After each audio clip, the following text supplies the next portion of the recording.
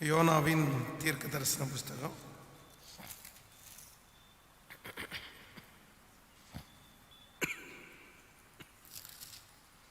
4வது அதிகாரத்தை எடுத்துக்கொள்ளுங்கள். யோனாவின் தீர்க்க தரிசன புஸ்தகம் 4வது அதிகாரத்தில்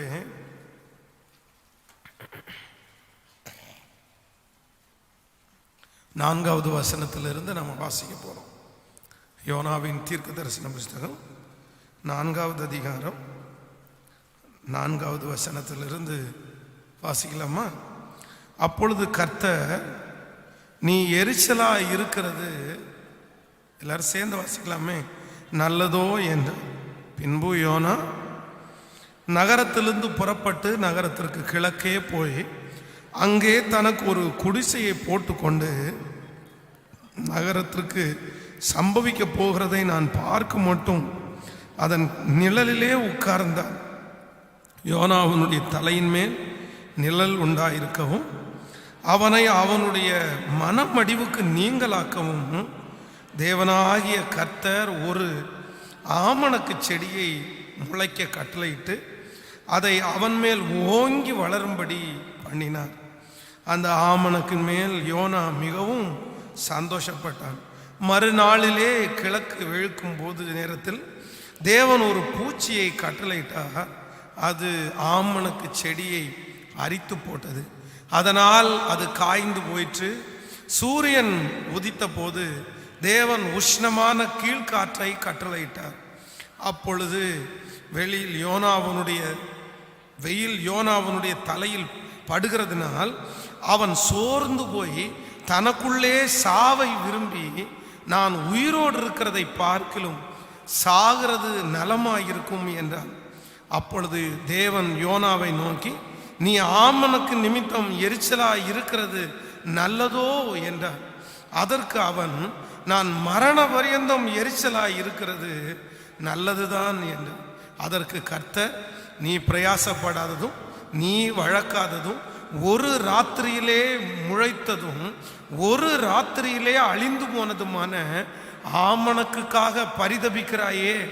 வலது கைக்கும் இடது கைக்கும் வித்தியாசம் அறியாத 120,000 பேருக்கு அதிகமான மனுஷரும் அநேக மிருக ஜீவன்களும் இருக்கிற மகா நகரமாகிய நினிவேக்காக நான் பரிதபியாமல் இருப்பேனோ என்றார். ஆமென்.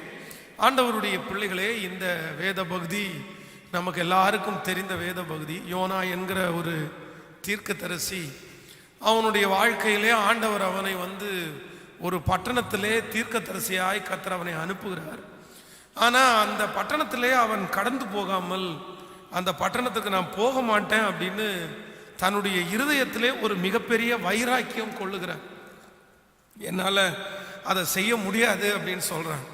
அப்போ ஆண்டவர் இல்லை நான் உன்னை கண்டிப்பாக கொண்டு போவேன் அப்படின்னு சொல்லி கர்த்தர் ஒரு மீனை கட்டளையிட்டு, அது சரியாக அவன் தீர்க்க தரிசனம் உரைக்க வேண்டிய அந்த பட்டணத்தில் முன்பாக அவனை அங்கே கொண்டு போட்டு, அதற்கு பிறகு அவன் போய் அங்கே தீர்க்க தரிசனம் உரைத்து அந்த ஜனங்களெல்லாம் மனம் திரும்பி தேவனை சேர்ந்த உடனே, அந்த ஜனங்களுடைய மனம் திரும்புதலை பார்த்த உடனே இவனுக்குள்ளே ஒரு மிகப்பெரிய எரிச்சல் ஒன்று வருகிறது.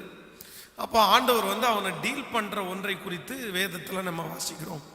இன்றைக்கு நான் ஆண்டவருடைய வார்த்தைக்காக ஜெபித்த போது ஆண்டவர் என்னுடைய இருதயத்திலே பேசின ஒரு வார்த்தை, தேவையில்லாத வைராக்கியத்தினாலே ஒரு தேவனுடைய பிள்ளை இழக்க போகிற 3 விதமான இழப்புகளை குறித்து இன்றைக்கு உங்களோடு பேசி உங்களுக்காக நான் ஜெபிக்க போகிறேன். நம்முடைய வாழ்க்கையில இந்த வைராக்கியம் என்று ஒன்று இருக்கிறது நல்லதுதான். அப்படின்னா ஆண்டவருக்காக வைராக்கியம் பாராட்டணும்.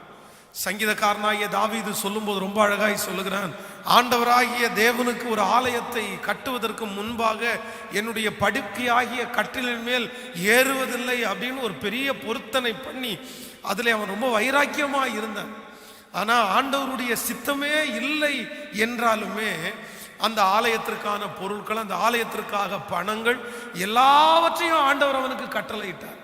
ஸோ நல்ல விஷயங்களுக்காக, தேவையான ஒரு விஷயங்களுக்காக வைராக்கியம் பாராட்டுவது தவறு அல்ல. நான் இப்படி ஜெபம் பண்ணுவேன் ஆண்டவரே, நான் உங்களுக்காக இந்த காரியத்தை நான் செய்வேன் ஆண்டவரே, இந்த விஷயத்தை என்னுடைய வாழ்க்கையில எது இருந்தாலும் நான் இந்த காரியத்தை செய்ய போவதில்லை. இப்படி நல்ல வைராக்கியங்களை ஆண்டவருடைய பிள்ளைகள் எடுக்கும் போது ஆண்டவர் உங்க பட்சத்திலே இருக்கிறார். வைராக்கியங்களை ஆண்டவர் அங்கீகரிக்கிறார். வைராக்கியமாய் இருக்கிறவர்கள் ஒரு நாளும் வெட்கப்பட்டு போவதில்லை. வேதம் சொல்கிறது, தம்முடைய நாமத்திற்காய் காண்பித்த அன்புள்ள பிரயாசத்தை மறந்து விடுவதற்கு அவர் அநீதி உள்ள தேவன் அல்ல. அப்போ நம்முடைய நல்ல வைராக்கியங்களை ஆண்டவர் கனப்படுத்துகிறார். அதற்கு ஒரு பெரிய பயனை ஆண்டவர் நமக்கு தருகிறார். ஆனா தேவையற்ற வைராக்கியம் உங்களுடைய வாழ்க்கையிலே இருக்குமேயானால் உங்களுக்கு ஆண்டவர் பதில் செய்யவே முடியாது. அப்படிப்பட்ட ஒரே ஒரு நபரை குறித்து உங்களோடு சொல்லி உங்களுக்காக அதிலிருந்து 3 காரியங்களை சொல்லி உங்களுக்காக ஜெபிக்க போகிறேன். எல்லாரும் எடுத்துக்கொள்வோம். லூக்கா எழுதின சுவிசேஷத்திலே 15ஆம் அதிகாரத்தை நாம் எடுத்துக்கொள்ளலாம்.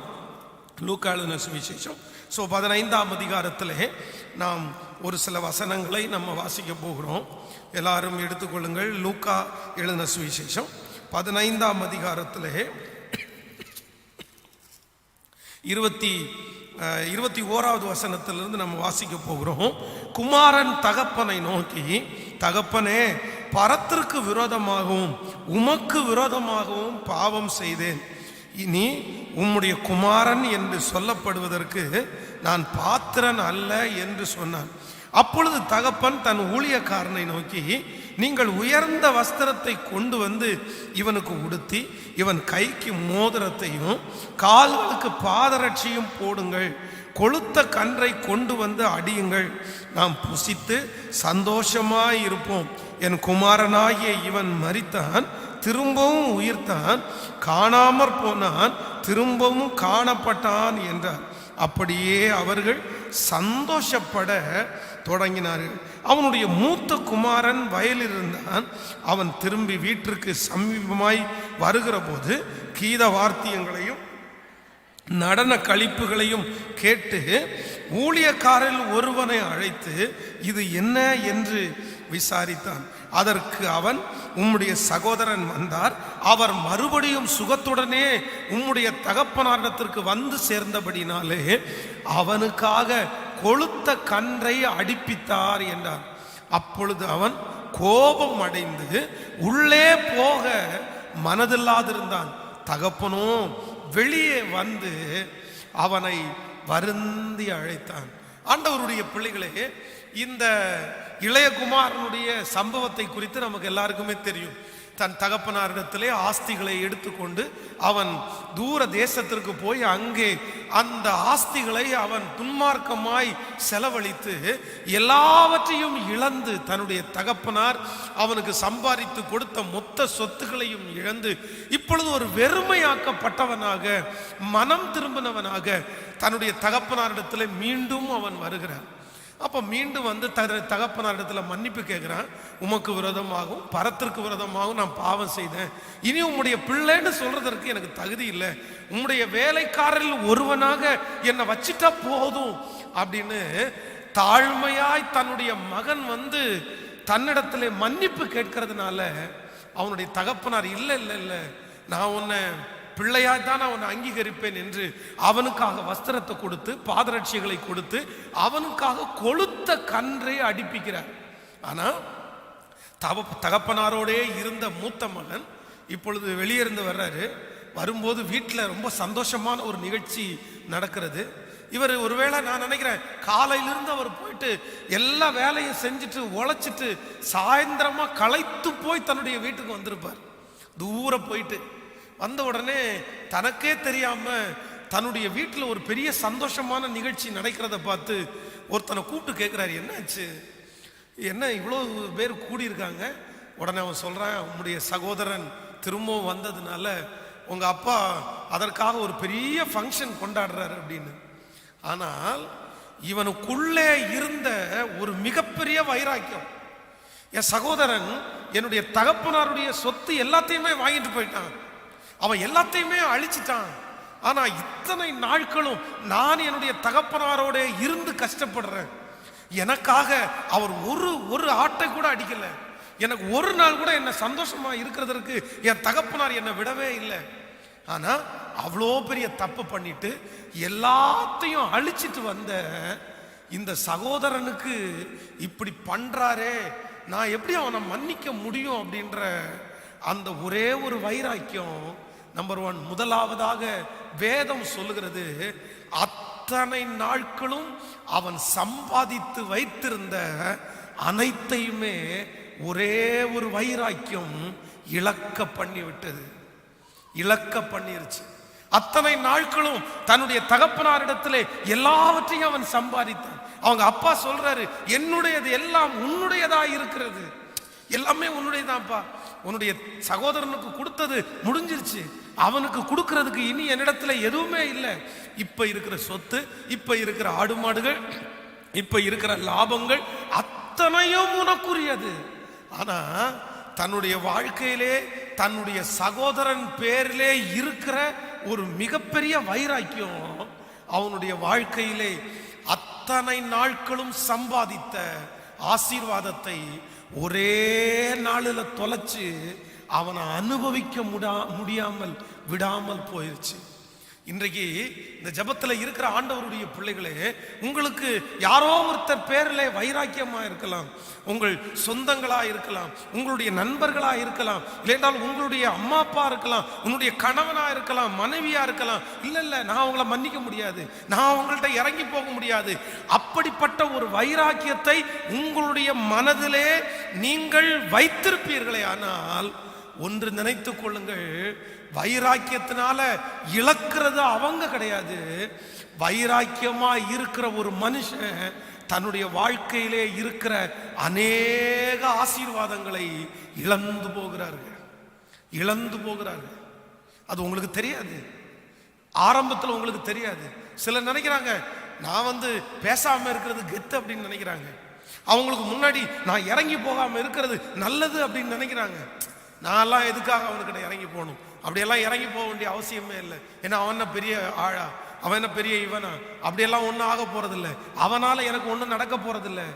இல்லை இல்லை, ஒன்று நீங்கள் நினைத்து கொள்ளுங்கள், வைராக்கியமா இருக்கிறது எதிரிக்கு அல்ல, வைராக்கியமா இருப்பது உங்களுடைய பகைஞனுக்கு அல்ல. வைராக்கியமா இருக்கிறது என்னைக்காவது ஒரு நாள் உங்களை பெரிய நஷ்டத்திற்குள்ள கொண்டு போய் விட்டுவிடும், பெரிய நஷ்டத்துக்குள்ள கொண்டு போய் விட்டுவிடும். ஆண்டவரே சொல்லும் போது என்ன சொல்றாரு தெரியுமா?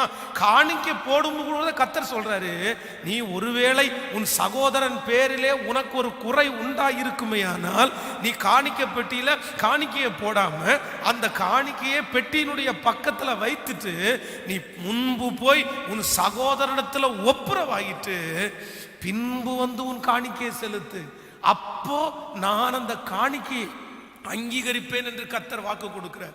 ரட்சிக்கப்பட்டிருக்கிறோம், ஞானஸ்நானம் எடுத்திருக்கிறோம், சர்ச்சுக்கு வந்துட்டோம், திருவிருந்தில் கலந்து கொள்றோம். ஆனா நிறைய ஆண்டவருடைய பிள்ளைகளுடைய வாழ்க்கையில இன்னும் யாரோ ஒருத்தர் மேல வைத்திருக்கிற அந்த வைராக்கியத்தை விட்டு அவங்க வெளியே வரவே இல்லைங்க. அவர்கள் நஷ்டப்படுத்தி இருக்கலாம், அவர்கள் ஒருவேளை உங்களுடைய ஆசீர்வாதங்களுக்கு தடையாய் கூட இருந்திருக்கலாம். ஆனா உண்மையான ஒரு தேவனுடைய பிள்ளை வைராக்கியத்தோட தன்னுடைய வாழ்க்கையை ஓட்டவே மாட்டாங்க. தாவீதை குறித்து வேதம் மிக அழகாய் சொல்லுகிறது. சவுல் ராஜா அவனை தாவீதை புகழ்த்தின ஒரு பாடலை பாடினதுனால சவுல் ராஜா தாவீதின் மேல் அதிகமாய் கோபம் கொண்டார்.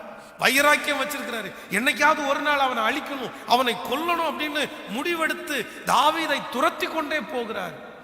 தனக்கு அதன் மூலமாய் வந்த நஷ்டங்கள் ஒன்றல்ல இரண்டல்ல, அதனால தன்னுடைய குடும்பத்தை, தன்னுடைய மனைவியை, எல்லாரையும் இழக்கக்கூடிய ஒரு சூழ்நிலையிலே தாவீது தள்ளப்பட்டான். ஆனா அவ்வளோ பெரிய சூழ்நிலையில தள்ளப்பட்டாலும் தாவீதனுடைய மனசுல சவுலை குறித்த ஒரு வைராக்கியம் அவனுடைய இருதயத்துல வரவே இல்லை. பக்கத்துல இருக்கிறவங்க நிறைய பேர் அவனை பார்த்து, நீ என்ன கோழையாயா, நீ கோழையா, இவ்வளவு தீமை செஞ்சிருக்கிறான், இவ்வளவு உன்னை நடத்தி இருக்கிறான், நீ இவ்வளவு நஷ்டப்படுறதுக்கு அவன் காரணமா இருக்கிறான், அவன் மேல ஒரு வைராக்கியம் வர வேண்டாம், அவனை பழி வாங்கணுன்ற எண்ணம் உனக்கு வர வேண்டாம். இல்லை இல்லை இல்லை இல்லை, பழி வாங்குதல் எனக்குரியது அல்ல, அது தேவனுக்குரியது. இந்த ஜெபத்தில் இருக்கிற யாரோ ஒரு சில இடத்துல ஆண்டவர் பேசிக்கொண்டே இருக்கிறார். யார் மேல நீங்க வைராக்கியம் வைத்திருக்கிறீர்களோ, நீங்கள் ஒருவேளை அப்படிப்பட்ட வைராக்கியத்தை மனசுல வச்சு அவர்களுக்காக நீங்கள் ஜெபிக்கலாம், அவர்களுக்காக ஜெபிக்கலாம். இல்ல அவங்க நஷ்டப்பட்டுறணும், ஆண்டவரே என்னை இவ்வளவு கஷ்டப்படுத்தினாங்களே. ஆனா ஆண்டவர் யார் பட்சத்தில் கர்த்தர் இருக்கிறார் என்று சொன்னால், நமக்கு விரோதமாய் தீங்கு செய்யும் போது நம்ம யாரெல்லாம் மன்னிக்கிறோமோ அப்பொழுது ஆண்டவர் நம் பட்சத்தில் இருந்து நம்மை ஆசீர்வதிக்கிற தேவனா இருக்கிறார். கைகளை உயர்த்தி ஒரு ஹல்லேலூயா சொல்லுங்க. யோசேப்பினுடைய சகோதரர்கள் ஆள் அனுப்பி யோசேப்பினிடத்தில் சொல்லுகிறார்கள், அப்பா சாகும்போது எங்களை எல்லாரையும் நல்லா பார்த்துக்கணும்னு சொல்லிட்டு செத்தார் அப்படின்னு. அப்போ யோசேப்பு தன்னுடைய சகோதரர்கள் எல்லாரையும் கூப்பிட்டு சொல்றாரு, நீங்களோ எனக்கு தீமை செய்ய நினைத்தீர்கள், கர்த்தரோ இன்று வந்து நடக்கிறபடியே அதை நன்மையாய் முடிய பண்ணினார். நீங்கள் என்னை இவ்விடத்திற்கு வரும்படி விற்று போட்டதுனால நீங்கள் விசனப்பட வேண்டிய அவசியம் இல்லை. ஜீவரட்சணை செய்யும்படியாக கர்த்தர் உங்களுக்கு முன்னே என்னை அனுப்பினார், உங்களுக்கு முன்னே என்னை அனுப்பினார். நான் உங்களை நல்லா பார்த்துக்குவேன் அப்படின்னு அவன் வாக்கு கொடுக்கிறான். ஹல்லேலூயா. அதனால தான் கர்த்தர் யோசேப்பை சகல ஜனங்களுக்கு முன்பாகவும் நன்மையினால் கர்த்தர் அவனை முடிசூட்டினார். ஹல்லேலூயா. எத்தனை பேர் ஆமோதிக்கிறீங்க? அதான் கடந்த நாட்களில் ஒரு புத்தகத்தை படிக்கும்போது நான் தெரிந்து கொண்டேன், ஒரு மனைவி வந்து தன்னுடைய கணவனார் இடத்துல வாக்குவாதம் பண்ணிட்டே இருந்தாங்களாம், ரொம்ப பேசிட்டே இருந்தாங்களாம். பேசின அடுத்த நிமிஷத்தில் அவர் கொஞ்ச நேரம் பார்த்துட்டு திரும்பி பார்த்து அந்த மனைவியை பார்த்து, வாய் தான் உனக்கு பிரச்சனை அப்படின்னு எல்லாருக்கும் முன்னாடி வச்சு ரொம்ப அவமானமா பேசிட்டாராம். நீ வாயை வச்சுட்டு அமைதியா இருக்க முடியாத, பேசாம உன்னால இருக்கவே முடியாது, இல்ல ஒரு 2 நாள் பேசாம இருந்து பாரு, அப்போ உனக்கு தெரியும் நீ யார் அப்படின்னு. அந்த ஒரே ஒரு வார்த்தைக்காக அந்த மனைவி கிட்டத்தட்ட 40 ஆண்டுகள் கணவனாரோட ஒரு வார்த்தை கூட அவங்க பேசலையாம், ஒரு வேர்டு. 40 வருஷம் தன்னுடைய கணவனாரோட ஒரு வார்த்தையும் பேசாம கடைசியில் அவர்கள் மரித்தே போய்விட்டார்கள், செத்தே போயிட்டாங்க. என்ன சாதிச்சாங்க? அந்த வைராக்கியத்தின் நிமித்தமாய் அவர்கள் கொண்டு வந்தது என்ன? அந்த வைராக்கியத்தில் அவர்கள் சம்பாதித்தது என்ன? நான் சொல்றேன், அந்த வைராக்கியத்தின் நிமித்தம் தன்னுடைய வாழ்க்கையை அநேக வருஷங்களை அவங்க இழந்துட்டாங்க, அவங்க நிறைய ஆசீர்வாதங்களை இழந்துட்டாங்க. இன்றைக்கு இந்த ஜெபத்தில் இருக்கிறவங்களை கர்த்தர் எச்சரிக்கிறார், உங்களுடைய வைராக்கியம் பெற்று தராது. உங்களுடைய வைராக்கியத்தை பார்த்த உடனே ஊர்ல இருக்கிற 4 பேர் வேணா வந்து, ஐயோ நீ பயங்கரமான ஆளுப்பா, இத்தனை வருஷமா பேசாம இருக்கிற அப்படின்னு உங்களுடைய தீமைக்காக உங்களை பூஸ்ட் பண்ற மாதிரி 4 வார்த்தைகளை சொல்லலாம். ஆனா ஒரே ஒரு வைராக்கியத்தினால தன்னுடைய ஆசீர்வாதம் எல்லாவற்றையும் இந்த மூத்த சகோதரன் இழந்து விட்டான். எத்தனையோ பேர் வைராக்கியத்தினால சிக்கா இருக்கிறத நான் பார்த்துருக்கிறேன். நான் சொல்றேன், அவங்க சிக்காக போறதில்லை, அவங்க பலவீனப்பட்டு போறதில்லை. நீங்க அவங்க மேல வைராக்கியம் வச்சிருந்தீங்க அப்படின்னா நஷ்டம் அவங்களுக்கு கிடையாது, உங்களுக்கு தான் நஷ்டம், உங்களுக்கு தான் நஷ்டம். நீங்க தான் சிக்காவீங்க, உங்களுக்கு தான் டென்ஷன் அதிகமா இருக்கும், உங்களுக்கு தான் பிபி அதிகமாகும். அதற்காக ஒன்றே ஒன்று செய்வோம், யார் எவ்வளவு தீமை பண்ணியிருந்தாலும், யார் நமக்கு விரோதமாய் எழும்பி இருந்தாலும், நான் நம்புறேன் கர்த்தருடைய அனுமதி இல்லாம உங்களுடைய தலைமயிராகிலும் கீழே விழுவதில்லை. அன்றியும் அவருடைய தீர்மானத்தின்படி அழைக்கப்பட்டவர்களாகி தேவனிடத்தில் அன்பு கூறுகளுக்கு சகலமும் நன்மைக்கு ஏதுவாகவே நடக்கிறது. அவர்கள் செய்த துரோகம் நமக்கு நன்மைக்கு, அவர்கள் செய்த தீமை நமக்கு நன்மைக்கு, அவர்கள் நம்மை குறித்து அநேகரிடத்தில் பழியாய் சொன்னது எல்லாமே நன்மைக்கு. இன்றைக்கு ஒருவேளை அந்த நன்மையை நாம் பார்க்காவிட்டாலும் ஒரு நாள் கர்த்தர் அவர்கள் கண்களுக்கு முன்பாய் அவர்கள் செய்த துரோகத்திற்கு நமக்கு ஒரு பெரிய வெற்றியை, உயர்வை தருவார் என்கிறதுல எந்த சந்தேகமுமே இல்லை, எந்த சந்தேகமுமே இல்லை. ஸோ நம்ம செய்ய வேண்டியது ஒன்னே ஒன்று மட்டும்தான், ஆண்டவரே எனக்கு ஒரு இருதயத்தை தாரும். என்ன இருதயம் அப்படின்னா, நான் யார் மேல என்னவா இருந்துடக்கூடாதுன்னா வைராக்கியமாய் இருந்துடவே கூடாது. தன்னுடைய தகப்பனாருக்கு அவ்வளவு கீழ்ப்படிந்தவனாய் இருந்தும் தன்னுடைய தகப்பனாருக்கு அவ்வளவு உதவி செய்கிறவனாக இருந்தும் தன் சகோதரன் தன்னுடைய தகப்பனாருடைய சொத்தை வாங்கிட்டு போகும்போது எனக்கும் சொத்தை பிரிச்சு கொடுங்க, நானும் போறேன் அப்படின்ற ஒரு கெட்டவன் கூட இந்த மூத்த சகோதரன் இல்லை. மூத்த சகோதரனிடத்துல எல்லா குணமும் நல்ல குணம் இருக்குது, ஒரு குணம் கூட அவனிடத்துல கெட்ட குணம் இல்லை. ஆனா அவன் தோற்று போவதற்கு, தன்னுடைய ஆசீர்வாதத்தை இழக்கிறதற்கு அவனுக்குள்ளே இருந்த ஒரே ஒரு கெட்ட குணம், தனக்குள்ளே இருந்த தேவையற்ற வைராக்கியம். பிரதர், சிஸ்டர், தகப்பன், தாயே, உங்களுக்குள்ள 1000 நல்ல குணங்கள் இருக்கலாம். நீங்கள் ஜெபிக்கிறவர்களா இருக்கலாம், நீங்க உதவி செய்கிறவர்களா இருக்கலாம். ஆனா உங்களை மாதிரி நல்லவங்க உங்க ஏரியாவிலே இல்லாம இருக்கலாம். நீங்க திருச்சபைக்கு தொடர்ந்து வர்றவர்களா இருக்கலாம். ஆனா உங்க வாழ்க்கையிலே இருக்கிற தேவையற்ற ஒரு வைராக்கியம், அந்த வைராக்கியத்தினால எந்த பிரயோஜனமுமே இல்லை. அந்த வைராக்கியத்தினால நீங்க ஒன்னும் அவங்களுக்கு ஒன்னும் சம்பாரிச்சு கொடுக்க போறதில்லை. அந்த வைராக்கியம் உங்களுக்கு ஒன்றையும் கொண்டு வந்து கொடுப்பதில்லை. அப்படிப்பட்ட தேவையில்லாத வைராக்கியத்திற்காக நீங்கள் உங்கள் மனதை செலுத்துவீர்களே ஆனால் நீங்க வளர மாட்டீங்க, நீங்க நாளுக்கு நாள் குறைந்து போவீர்கள் என்று வேதம் தெளிவாய் சொல்லுகிறது. வைராக்கியம்ன்றது ஆரம்பத்தில் எல்லாருக்கும் முன்னாடி நல்லா இருக்கிறது மாதிரி இருக்கும், என்னமோ பெரிய கெத்து காமிக்கிறது மாதிரி இருக்கும். ஆனால் நாட்கள் தாண்ட தாண்ட தாண்ட நீங்க நீங்க நீங்க கொண்டிருக்கிறீங்கல்ல வைராக்கியம், அந்த வைராக்கியத்திற்காக துக்கப்படுற ஒரு நாள் வர்றதுக்குள்ள அந்த வைராக்கியத்தை விட்டு வெளியே வந்துருங்க. நான் திரும்பவும் சொல்றேன், இந்த சத்தத்தை கேட்கிற அன்பு தேவனுடைய பிள்ளையே, நீங்க இன்னைக்கு வச்சிருக்கிறீங்களா, மனசுல வச்சிருக்கிறீங்களா வைராக்கியம், அது யார் மேல வேணாலும் இருக்கலாம். அந்த வைராக்கியத்திற்காக ஒரு நாள் நீங்கள் கவலைப்பட வேண்டிய சூழ்நிலை வரும், கவலைப்பட வேண்டிய சூழ்நிலை வரும்.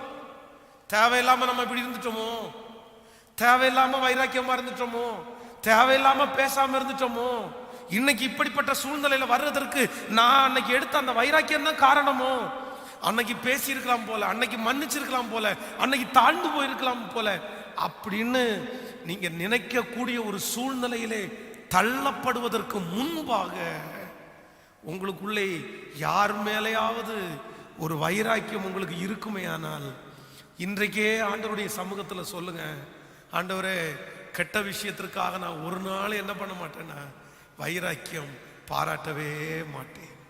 ஹல்லேலூயா. கைகளை அசைத்து ஒரு ஹல்லேலூயா சொல்லுங்க. பக்கத்தில் இருக்கிற கையை பிடிச்சி சொல்லுங்க, நீங்க நஷ்டமாகிறதுக்குள்ள, நீங்க இதுவரையிலும் சம்பாரிச்சு வச்ச ஆசீர்வாதத்தை இழக்கிறதுக்குள்ள நீங்க அவர்களோட ஒப்புரவாயிருங்க. உங்க வைராக்கியத்தை எடுத்துருங்க. நீங்க வைராக்கியமா இருக்கிறதுனால சொல்லுங்க, வைராக்கியமா இருக்கிறது நஷ்டம் அவங்களுக்கு இல்ல, உங்களுக்கு தான் நஷ்டம். நம்புறீங்களா? விசுவாசிக்கிறீங்களா? நீங்கள் மோசேயை குறித்த ஆண்டவர் சொல்றாரு, நீ என் ஜனமாகிய இஸ்ரவேலை மீட்பதற்கு நான் தெரிந்து கொண்ட பாத்திரம் நீ வாப்பா, நான் உன்னை அனுப்புவேன் அப்படின்னு சொல்றாரு. ஆனா இந்த மோசேக்குள்ள ஒரு மிகப்பெரிய வைராக்கியம், ஆண்டவரே நான் வரமாட்டேன், 40 வருஷமா என்ன இவ்வளவு பெரிய போராட்டத்தில் போட்டு 40 வருஷமா இவ்வளவு பெரிய சூழ்நிலையில என்ன தள்ளி எனக்கு இருக்கிற தரிசனத்தை எல்லாம் இழக்க பண்ணி, எனக்கு இருக்கிற பலத்தை எல்லாம் இழக்க பண்ணி, எனக்கு இருந்த மரியாதை எல்லாத்தையும் போக பண்ணி, இந்த 40 ஆண்டுகள் ஒரு வார்த்தை கூட என்கிட்ட பேசாம இப்ப உங்க ஜனத்தை மீட்டுக் கொள்றதற்கு என்ன கூப்பிடுறீங்களே, நான் வரமாட்டேன் ஆண்டவரே, உங்களுக்கு சித்தமா இருக்கிற வேறு யாரையாவது ஒருத்தரை அனுப்புங்க, நான் வரமாட்டேன். ஆனா அந்த வைராக்கியத்தினால மோசே ஜெயிச்சிட்டானா அப்படின்னு பார்த்தா மோசே ஜெயிக்கல. யார் தான் ஜெயிச்சான்னா கர்த்தர் தான் ஜெயிச்சிட்டாரு. நீங்க வைராக்கியம் பிடிச்சிருக்கிறவங்க ரொம்ப கவனமா கவனிங்க. உங்க வைராக்கியத்துல நீங்க ஒரு நாளும் ஜெயிக்க போவது இல்லை. நாமேனே வரமாட்டீங்க, நீங்க ஜெயிக்க மாட்டீங்க. நானும் என்னுடைய ஊழியத்துல 20 ஆண்டு காலமா பார்த்துட்டேன்.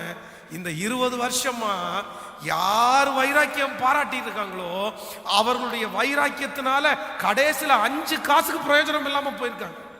அவங்க அந்த வைராக்கியத்துல அவங்க ஜெயிக்கவே இல்லை, அவங்க ஜெயிக்கவே இல்லை.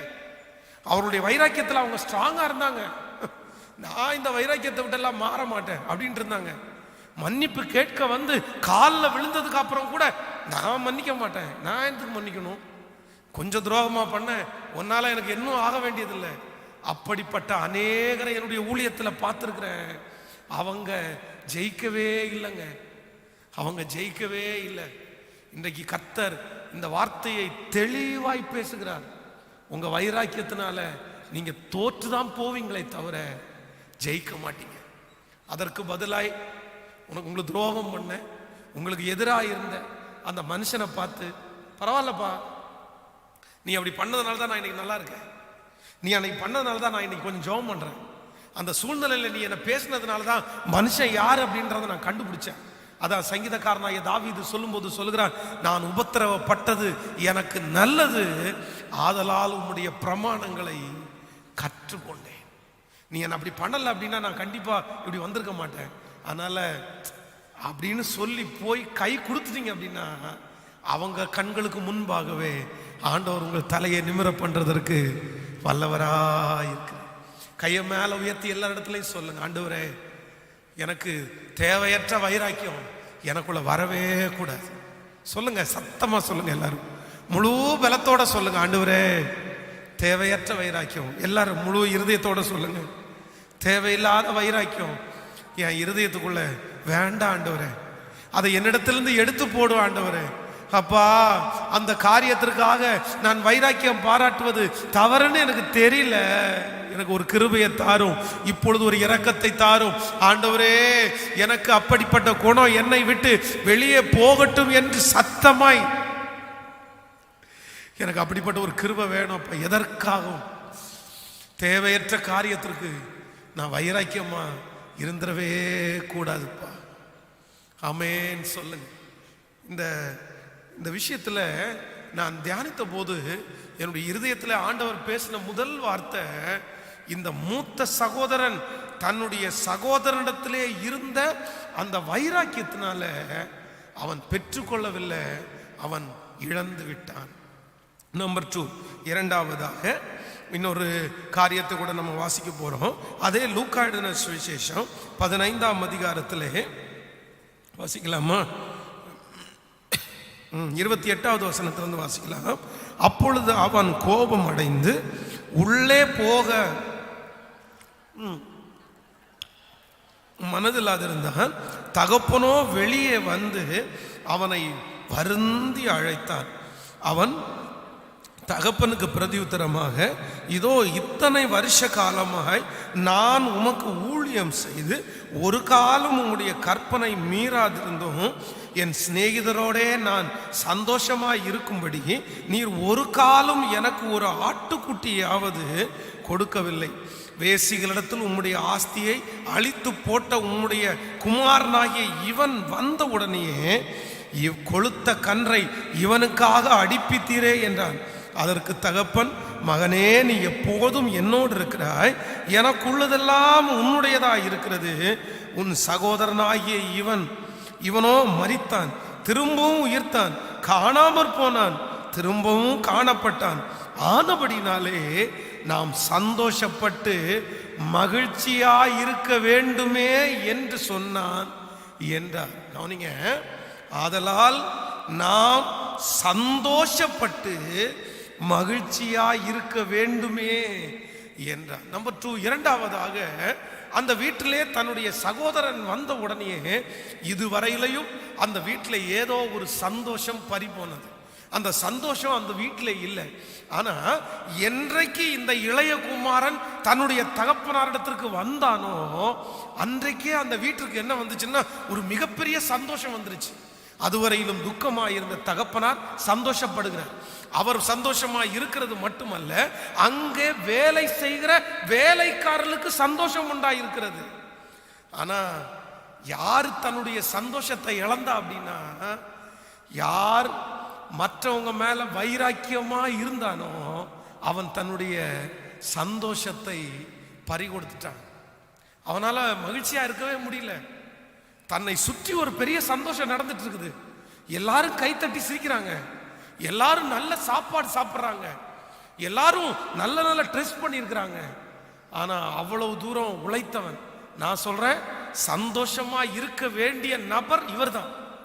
இவர்தான் அங்க இருக்கிற சாப்பாட சந்தோஷமா சாப்பிட வேண்டியவர்.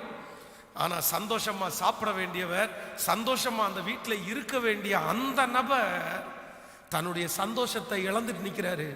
காரணம் வேற எதுவும் இல்லை, தன்னுடைய சொந்த சகோதரன் மேல வைத்திருக்கிற அந்த வைராக்கியம் தான் சந்தோஷமான நிகழ்ச்சியில கூட அந்த சந்தோஷத்தை அவனை விட்டு எடுத்து போட்டுருச்சு. நம்ம நிறைய பேர் மகிழ்ச்சியான வீட்டுக்குள்ள கடந்து போய் இவங்களுக்கு எதிராக இருக்கிற ஒரு நபர் அந்த இடத்துல இருக்கிறாங்கன்றதற்காக போட்ட சாப்பாடை சாப்பிடாம வீட்டுக்கு வந்தவங்க நிறைய பேர் இருக்காங்க தெரியுமா? கல்யாண வீட்டில் போயிட்டு அவ்வளோ நல்ல பிரியாணியை மிஸ் பண்ணிட்டு வந்தாங்க. யாருக்காகப்பா அந்த பிரியாணியை நீ மிஸ் பண்ண? வேற யாருக்காகவும் இல்லை, அந்த எதிரிக்காக. அந்த எதிரி பந்தியில உட்கார்ந்து அந்த சாப்பாடை சந்தோஷமா சாப்பிட்டாரு. துக்கமா இருக்க வேண்டிய எதிரியே சாப்பாடை சந்தோஷமா சாப்பிட்டாச்சு. ஆனா அந்த மனுஷன் மேல வச்சிருக்கிற ஒரு வீம்பு, அந்த மனுஷன் மேல வச்சிருக்கிற ஒரு கசப்பு, அந்த மனுஷன் மேல வச்சிருக்கிற ஒரு வைராக்கியம், இவர் சந்தோஷமா இருக்க வேண்டிய இடத்துல எத்தனையோ பேர் சந்தோஷமா இருக்கிறாங்க. ஆனா இவர் மட்டும் சந்தோஷமா இல்லவே இல்லை. இந்த ஜெபத்துல இருக்கிற ஆண்டவருடைய பிள்ளைகளே, நம்பர் 2, இரண்டாவதாக, நீங்கள் உங்களுடைய வாழ்க்கையிலே வைராக்கியம் என்கிற ஒன்றை உங்க மனசுக்குள்ள நீங்க வச்சிருப்பீர்களே, ஆனால் சந்தோஷத்தை இழக்கிறது எதிரி இல்லைங்க. நீங்க உங்களுக்கு கர்த்தர் வைத்திருக்கிற சந்தோஷத்தை நீங்க இழந்துருவீங்க. நீங்க இழந்துருவீங்க. நீங்கள் மகிழ்ச்சியா இருக்க வேண்டிய தருணங்கள் உங்களை விட்டு கடந்து போயிடும். இந்த ஜபத்துல இந்த சத்தத்தை கேட்கிறவர்கள் கூட நிறைய பேர் இன்றைக்கு நீங்கள் துக்கமா இருக்கிறதற்கு உங்களுடைய மனதிலே இருக்கிற வைராக்கியம் தான் காரணமா இருக்கலாம். உங்க வீடு ஒரு பரலோகமா இருக்க வேண்டிய வீடு, உங்க வீடு ஆடல் பாடல் சத்தம் கேட்கப்பட வேண்டிய வீடு, உங்க வீடு சிரிச்சிட்டு எல்லாரும் இருக்க வேண்டிய வீடு. ஆனா அப்படி இருக்க வேண்டிய வீடுகள், அநேக வீடுகள் இன்றைக்கு துக்கத்துல இருக்குது. அந்த வீடுகள், நிறைய வீடுகள் மகிழ்ச்சியாகவே இல்லை. நிறைய வீடுகள் யாரோ ஒருத்தர் செத்தவனுடைய வீட போல இருக்குது. துக்கம் துக்கம், எப்ப எடுத்தாலும் துக்கம். அவங்க சாப்பிட்ற சாப்பாடை கூட சந்தோஷமா நிறைய பேர் சாப்பிட்றது இல்லை, போட்டிருக்கிற உடைய கூட சந்தோஷமா போடுறது இல்லை. காரணம் வேற எதுவுமே இல்லைங்க, ஒரே ஒரு மனசுல இருக்கிற வீம்பு இருக்குல்ல, மனசுல இருக்கிற அந்த ஒரு வைராக்கியம் இருக்குல்ல, அந்த வைராக்கியம் அவ்வளோ பெரிய வீட்டில் நல்ல சாப்பாடையே சந்தோஷமா சாப்பிட முடியாம உங்களை தடுத்துருச்சுல்ல, உங்களை தடுத்துருச்சுல்ல. யாராவது நினைச்சு பார்த்துருக்கிறீங்களா? நம்முடைய வைராக்கியத்தினால்தான் நம்முடைய வீட்டில் சந்தோஷம் இல்லை, நம்முடைய வைராக்கியத்தினால்தான் நம்முடைய பிள்ளைகள் கூட சந்தோஷமா இல்லை. அதனால கொஞ்சம் இறங்கி போய் நம்முடைய வைராக்கியத்தை விட்டுட்டு ஒருத்தருக்கு ஒருத்தர் பேசுறதுல என்ன இருக்கு, தாழ்ந்து போறதுல என்ன இருக்கு அப்படின்னு நினைச்சு நீங்க தாழ்ந்து போவீர்களே, ஆனால் நீங்க இழந்து போன அந்த சந்தோஷத்தை மறுபடியும் அனுபவிக்கிறதற்கு ஆண்டவர் குழந்தை இரக்கம் பாராட்டுவார். ஆமென் சொல்லுங்க சத்தமா ஒரு ஹல்லேலூயா சொல்லுங்க. கணவனா இருக்கலாம், மனைவியா இருக்கலாம், ஒன்றை மட்டும் கவனமாய் வைத்துக் கொள்ளுங்கள். உங்களுடைய மனதுல ஒரு காலத்திலையும் யாரை குறித்தும் உங்களுக்கு என்ன வேண்டாம்னா வைராக்கியம் என்று ஒன்று வேண்டவே வேண்டாம். ஆமென். கைகளை உயர்த்தி ஆண்டவரிடத்துல சொல்லுங்க, ஆண்டவரே மரணம் வரைக்கும் எல்லாரும் மன்னிக்க கூடிய ஒரு கிருபை எனக்கு தாரு, அப்படிப்பட்ட ஒரு இருதயத்தை எனக்கு தாரு ஆண்டவரே. சொல்லுங்க ஒவ்வொருத்தரும் இருதயத்திலிருந்து சொல்லுங்க, ஆண்டவரே அப்படிப்பட்ட ஒரு குணம் எனக்குள்ள வேணும், அப்படிப்பட்ட ஒரு இருதயம் எனக்குள்ள வேண்டும். நீங்கள் அப்படி மாறிவிட்டீர்களே, ஆனால் உங்கள் பிள்ளைகளும் அப்படியே மாறிவிடுவார்கள். சொல்லுங்க, கையை மேல உயர்த்தி எல்லாரும் முழு பலத்தோட சொல்லுங்க, ஆண்டவரே இன்றைக்கு இந்த பிரசங்கத்தின் இடையிலே நான் உங்களை பார்த்து கேட்கிறேன், அப்படிப்பட்ட ஒரு இருதயத்தை எனக்கு தாரும் ஆண்டவரேன்னு கேளுங்க. சொல்லுங்க, ஆண்டவரே அப்படிப்பட்ட ஒரு இருதயத்தை எனக்கு தாரும் ஆண்டவரே,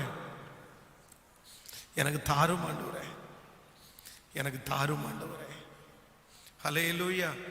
உங்களுடைய பிள்ளைகளுக்கு கற்றுக் கொடுக்கும் போது கூட நீங்க எப்படி கொடுங்க அப்படின்னா, உங்க பிள்ளைகளை சுற்றி இருக்கிற நண்பர்கள் அவங்கள கோபப்படுத்தும் போது, அவர்களுக்கு விரோதமாக எழும்பும் போது, உங்க பிள்ளைகளுக்கு நீ கற்றுக் கொடுக்க வேண்டிய ஒரே ஒரு வார்த்தை, யாவரோடும் சமாதானமா இருக்க கற்றுக் கொடுங்க. யாவரோடும். உண்மையிலே ஆண்டவருடைய பிள்ளைகளை பலிபீடத்திலிருந்து நான் சொல்றேன், இந்த சின்ன பிள்ளைகளுக்கு அடிக்கடி சண்டை வந்துட்டே இருக்கும். எங்க வீட்டில் பசங்க விளையாடிட்டு வீட்டுக்குள்ள வந்த உடனே ஒரு சண்டையோட தான் உள்ள வருவான். இந்த மாதிரி அவ பிரச்சனை இவ பிரச்சனை அப்படின்னு.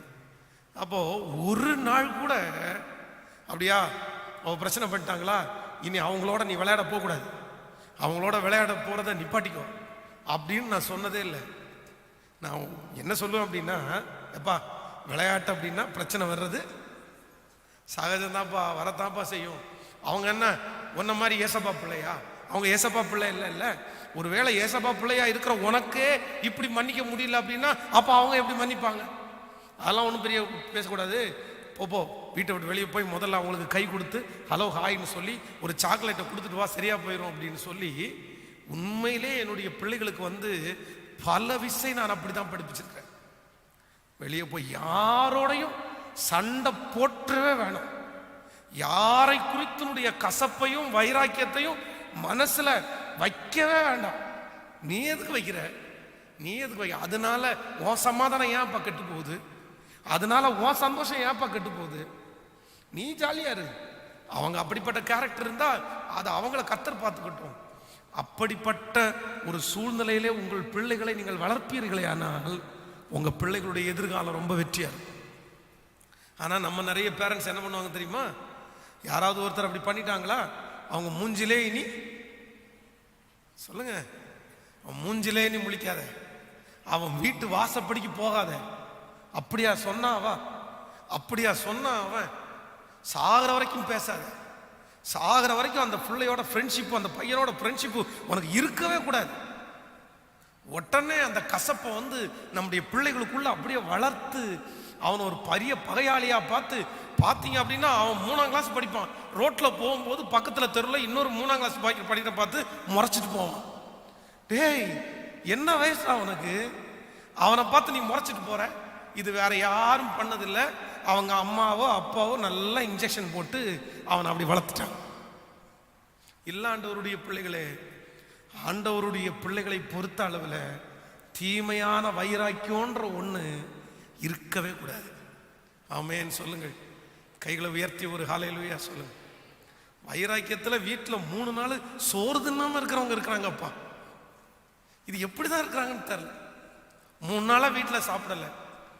ஏன் சாப்பிடலன்னு கேட்டா, கணவனாரோட சண்டை, மனைவியோட சண்டை. கணவனார் நிறைய பேர் வீட்டில் சாப்பிட மாட்டாங்க 3 நாள். அவங்க ஆக்கி வச்ச சாப்பிடுவோம், நீ ஆக்கி வச்ச சாப்பாடை நான் சாப்பிட மாட்டேன் அப்படின்னு வெளியில போய் பரோட்டா கடையில் போய் பரோட்டா தின்னுட்டு இருப்பாங்க.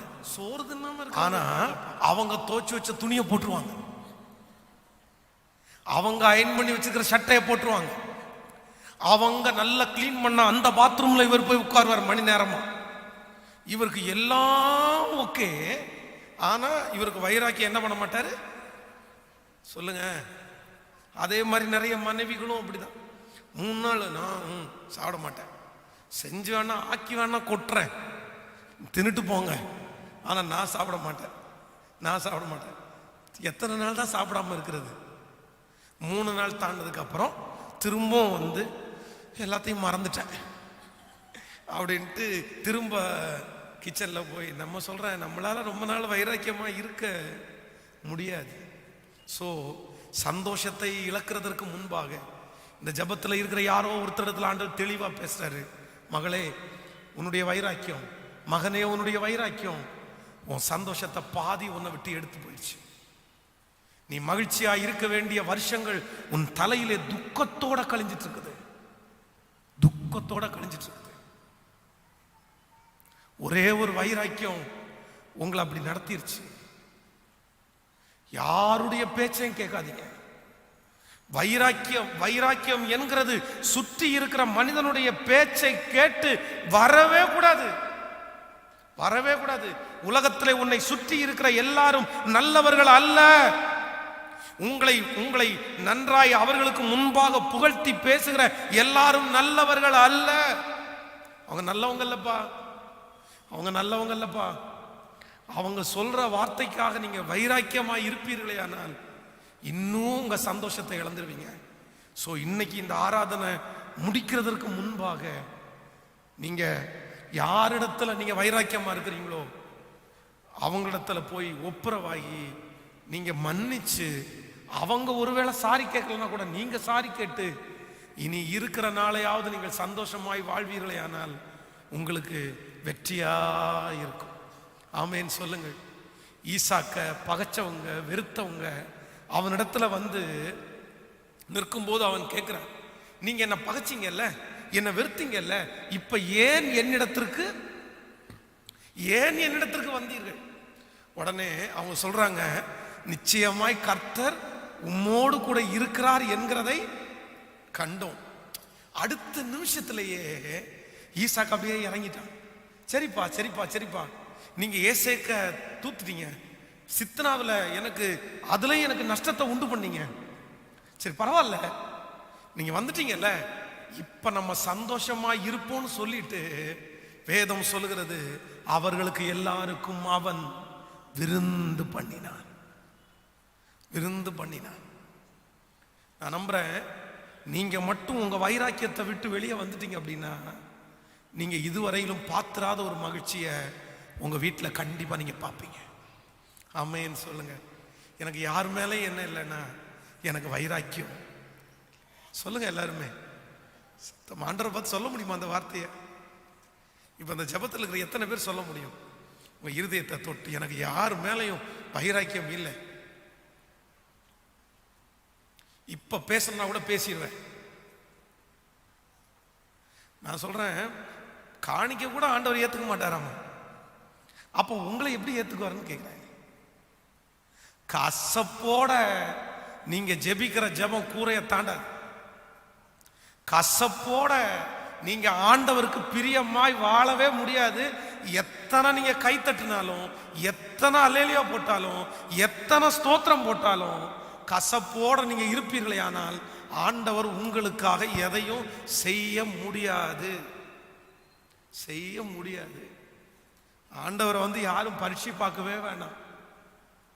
ஒரு தேவனுடைய பிள்ளை திருவிருந்துல கலந்து கொள்கிற ஒரு பிள்ளைக்கு நான் சொல்றேன், உங்களுக்கு என்ன வைராக்கியம்? திருச்சபைக்குள்ள வரும்போது கூட நான் கேள்விப்பட்டிருக்கிறேன், திருச்சபையில அவங்க இருக்கிற இடத்துல நான் இருக்க மாட்டேன். வைராக்கியம். நான் பேச மாட்டேன். ஏன் உங்க சொத்தை எடுத்துட்டு போயிட்டாங்களோ? இல்ல, நான் பேச மாட்டேன். ஒரே திருச்சபைக்கு வந்து ஒரே பந்தியில கலந்து கொண்டு ஒரே ரசத்துல பானம் பண்ணி ஒரு அப்பத்தை புசிக்கிற நீங்க வந்து ஒருத்தருக்கு ஒருத்தர் வைராக்கியமாய் இருப்பீர்களே ஆனால் நான் நம்புறேன், ஆண்டவர் உங்க ஜெபத்திற்கு பதில் கொடுக்க முடியுமா? கர்த்தர் உங்க ஜெபத்துக்கு பதில் கொடுக்க முடியுமா? அப்புறம் ஏன் கஷ்டம் வராது? இவ்வளவு வைராக்கியத்தை உங்க மனசுக்குள்ள வச்சிருந்தா உங்களுக்கு ஏன் நோய் வராது? இவ்வளவு கசப்ப வைராக்கியத்தை உங்க மனசுக்குள்ள வச்சிருந்தா உங்களுக்கு எப்படிங்க சிரிக்க முடியும்? உங்களால எப்படிங்க சிரிக்க முடியும்? சிரிக்க முடியாதுங்க. ஏன் அவ்வளவு பெரிய வைராக்கியத்தை உங்களுக்குள்ள வைக்கிறதற்கு நம்ம எல்லாரும் நல்லவங்களா? நீங்க 100% நல்லவங்களா? நீங்க ஒரு வார்த்தையும் பேசவே இல்லை, நீங்க ஒரு வார்த்தையும் சொல்லவே இல்லை, உங்களிடத்துல ஒரு குறையுமே இல்லை, நீங்க 100% நல்லவங்க இல்ல? அதனால்தான் உங்களுக்கு வைராக்கியம் இருக்கா?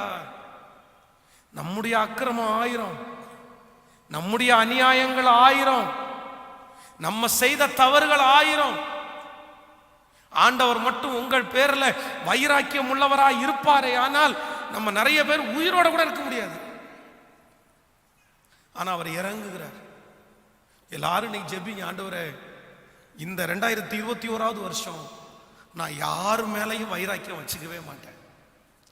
சரி, எல்லாமே நன்மைக்கு சொல்லுங்க. கையை மேல உயர்த்தி சொல்லுங்க, எல்லாம் நன்மைக்கு சொல்லுங்க. சத்தமா சொல்லுங்க, எல்லாம் நன்மைக்கு. எதிரி எனக்கு விரோதமாய் எழும்பினது நன்மைக்கு, அவன் எனக்கு விரோதமாய் பேசினது நன்மைக்கு, என் பேரை கெடுக்க வேண்டும் என்கிற முயற்சி எடுத்தது நன்மைக்கு, எல்லா நன்மைக்கு, எல்லா நன்மைக்கு. அவர்களோ எனக்கு தீமை செய்ய நினைத்தார்கள், கர்த்தரோ அதை நன்மையாய், சொல்லுங்க, கர்த்தரோ அதை நன்மையாய், கர்த்தரோ அது நன்மையாய் முடிய பண்ணினார். ஹல்லேலூயா. ஒரு மிகப்பெரிய ஃபங்க்ஷன் சவுலுடைய வீட்டில் நடந்துட்டு இருக்குது. அந்த ஃபங்க்ஷன்ல நிறைய சாப்பாடு, விதவிதமான சாப்பாடு. அந்த பந்தியிலே இருக்கிற முக்கியமான நபர்களுக்கு மட்டும்தான் அங்க அழைப்பு இருக்குது. சவுல் ராஜாவுக்கு, இன்னும் பிரதானிகள் ஒரு சிலருக்கு தான் அதுல அழைப்பு இருக்குது. எல்லா சாப்பாடும் அங்க பரிமாறப்படும் போது தாவீதுனுடைய சீட்டு மட்டும் காலியா இருக்கு. உடனே சவுல் அவனுடைய மகனை பார்த்து கேட்கிறான், எங்க அவன் எங்க போனான்? உடனே இவர் சொல்றாரு, என்கிட்ட தான் சொல்லிட்டு ஒரு முக்கியமான விஷயம் அப்படின்னு வெளியே போனான். போன உடனே பாத்தீங்கன்னா அந்த தாவீதின் மேல இருக்கிற ஒரு மிகப்பெரிய கசப்பு சவுல் ராஜாவுக்குள்ள பயங்கரமா திட்டுறாரு. தாவீதை மட்டும் கிடையாது, அவனுடைய சொந்த மகனே திட்டுறாரு. ஒன்னால தாண்டா அவன் இப்படி ஆயிருக்கான், நீ தாண்டா காரணம். சந்தோஷமான சாப்பாடு முன்னாடி இருக்குது, ராஜ போஜனம் முன்னாடி இருக்குது, எல்லாரும் மகிழ்ச்சியாய் சாப்பிடுறது தான் அந்த இடத்துல வந்திருக்கிறாங்க. ஆனா ஒரு மனுஷன் மேல வச்சிருக்கிற அந்த கசப்பு, அந்த வைராக்கியம் அந்த இடத்தினுடைய சந்தோஷத்தை ஸ்பாயில் பண்ணிருச்சு.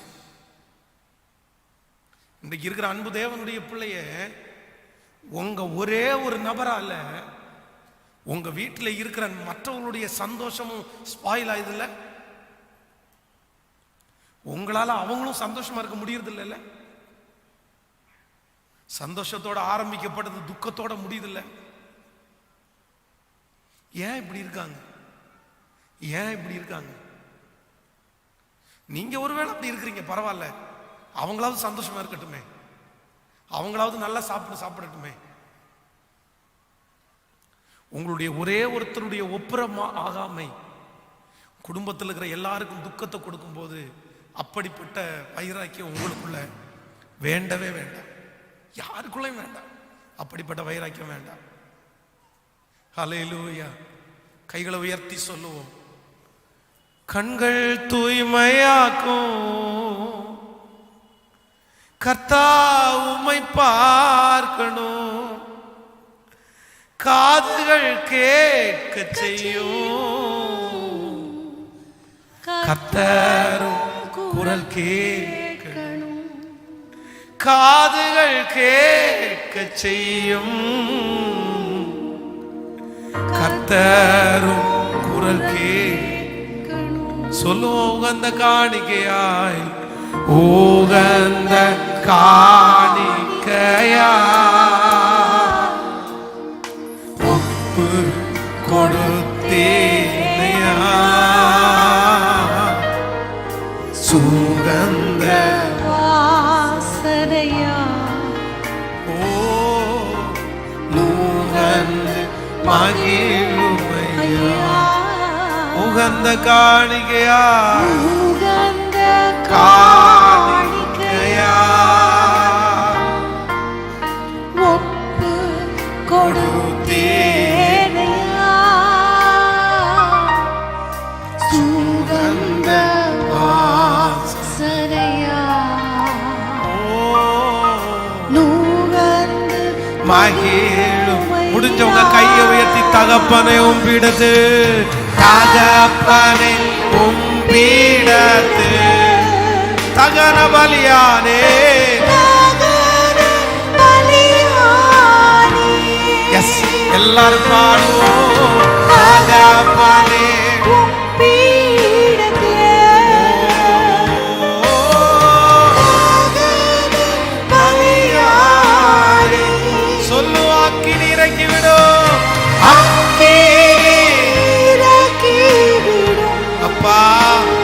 கழுவி சுத்திகரிங்கப்பா.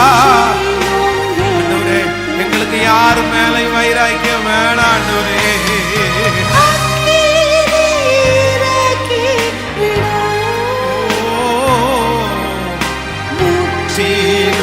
கழுவி உகந்த காணிக்கை, உகந்த காணிக்கையா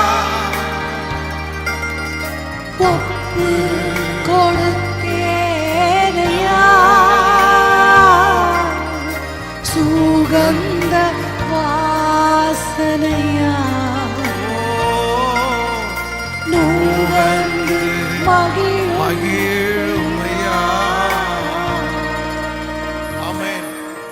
நம்பர் 1, முதலாவது வைராக்கியத்தினுடைய முதல் விளைவு என்ன அப்படின்னா, உங்களை அது நஷ்டப்படுத்திடும். ஹலோ, உங்களை என்ன பண்ணும்?